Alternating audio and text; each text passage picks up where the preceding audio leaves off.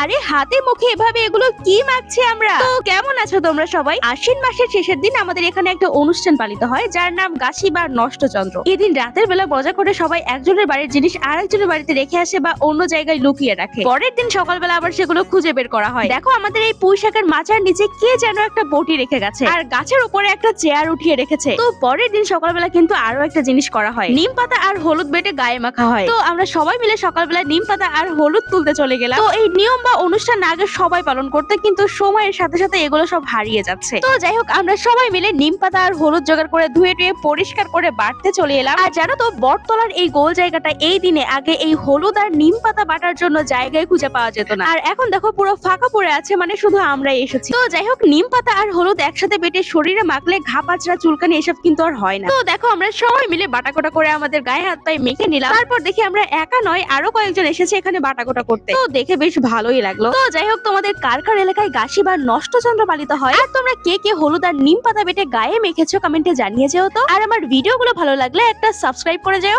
Tata.